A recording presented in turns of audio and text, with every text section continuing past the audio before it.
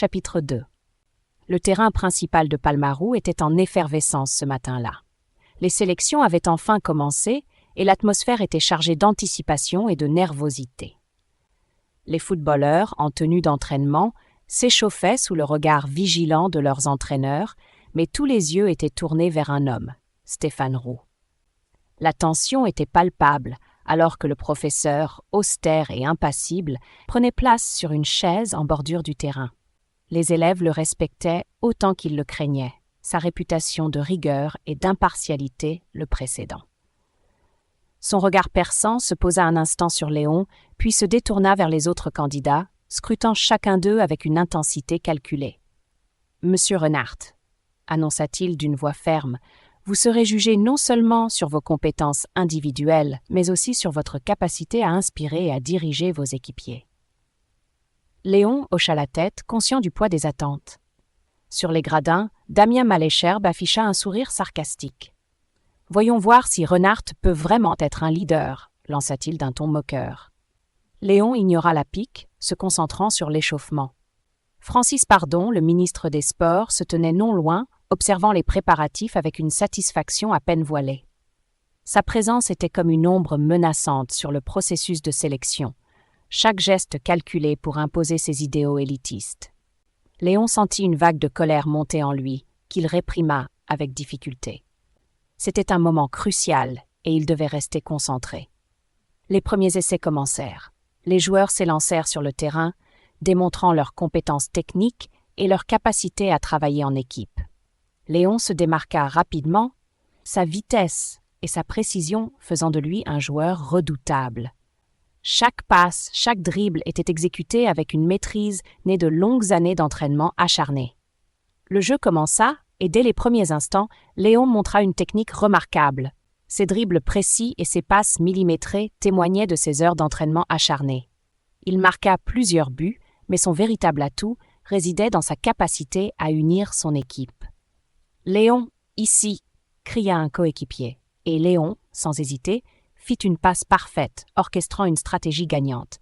Il encourageait constamment ses coéquipiers, les guidant avec une autorité naturelle. Damien Malécherbe, son éternel rival, n'était pas en reste. À plusieurs reprises, il tenta de déstabiliser Léon par des cris et des commentaires acerbes. « Renard, tu crois vraiment avoir une chance ?» murmura Damien, un sourire narquois aux lèvres après une perte de balle de Léon. « Tu es tout juste bon, mais pas assez pour être parmi les meilleurs. » Les provocations de Damien glissaient sur Léon sans l'atteindre. Quand il jouait, tout son esprit était sur le jeu. Il savait que se laisser emporter par la colère ne ferait que jouer en la faveur de son rival. Les essais se poursuivirent, chaque minute augmentant la pression ressentie par les candidats. Léon ne se contentait pas de démontrer ses compétences techniques.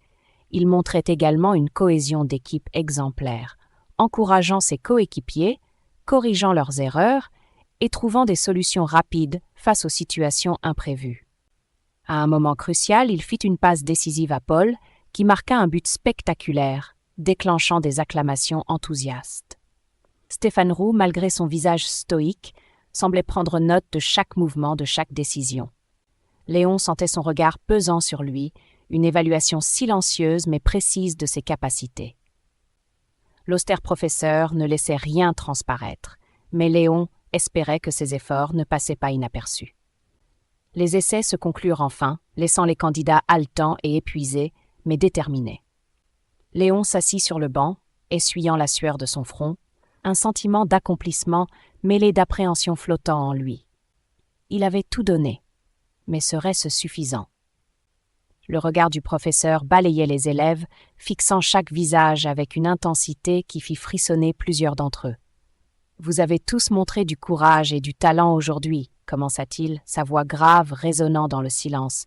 « Mais la sélection ne repose pas uniquement sur vos compétences individuelles. » Il marqua une pause, ses yeux perçants se posant un instant sur Léon.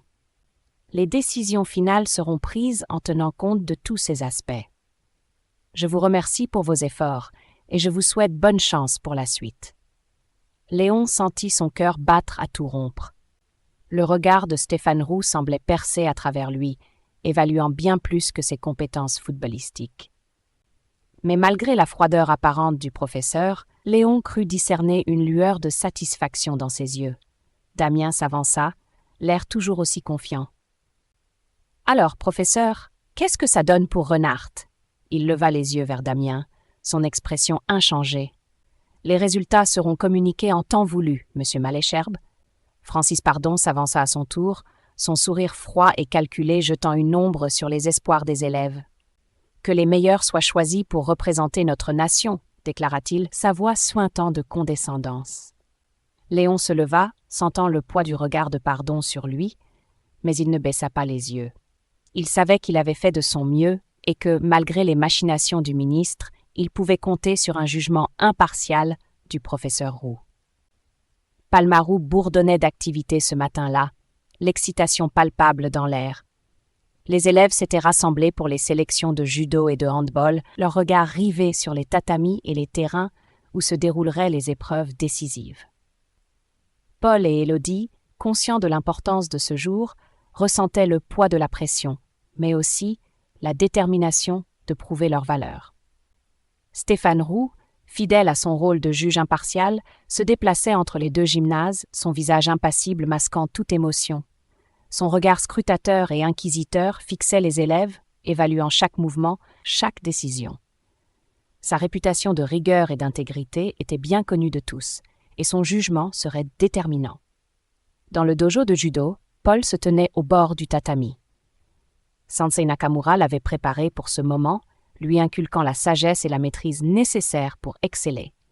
Mais aujourd'hui, il devait prouver qu'il avait assimilé ses enseignements et qu'il pouvait les appliquer sous pression. Le professeur s'approcha de Paul, son regard perçant le fixant. « Vasseur, montrez-nous un peu ce que vous valez. » Paul hocha la tête, sentant une montée de nervosité. « Oui, monsieur Roux. » Le premier combat commença.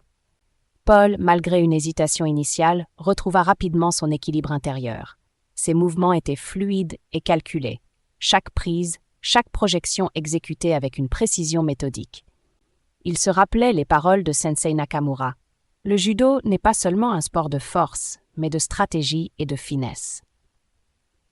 Chaque adversaire qu'il affrontait semblait être une nouvelle leçon, un nouveau défi à surmonter.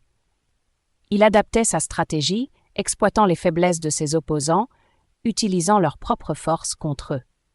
Les spectateurs retenaient leur souffle, captivés par la démonstration de maîtrise technique et de réflexion stratégique. Pendant ce temps, dans le stade de handball, Élodie se préparait à diriger son équipe. Elle était consciente de chaque regard posé sur elle, de chaque espoir et attente de ses coéquipiers. Leur succès dépendait de sa capacité à coordonner leurs efforts et à maintenir une vision claire du jeu. Le professeur Roux, passant du gymnase de judo à celui de handball, s'arrêta un instant devant elle. Le sifflet retentit et le match commença. Élodie se transforma en une chef d'orchestre, guidant ses coéquipières avec des instructions claires et précises. Chaque passe, chaque mouvement était orchestré pour optimiser les forces de l'équipe.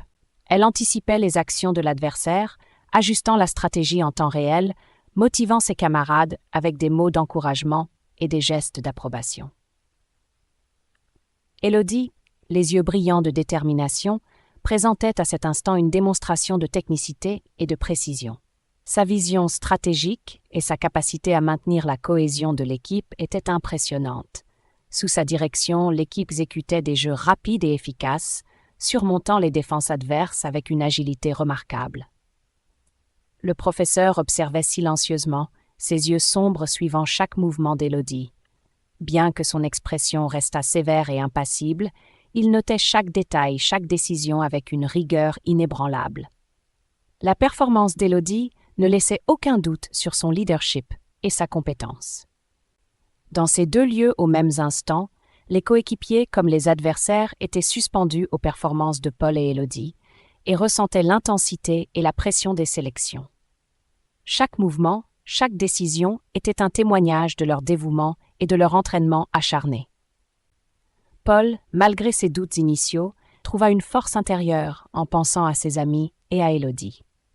Chaque prise réussie, chaque stratégie employée était une déclaration silencieuse de son engagement.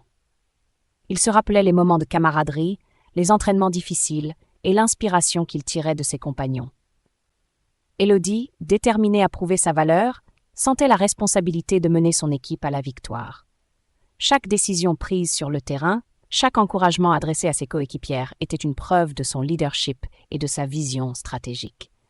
Elle pensait à Paul, à Léon, à Léa et à la promesse qu'ils s'étaient faite de donner le meilleur d'eux-mêmes.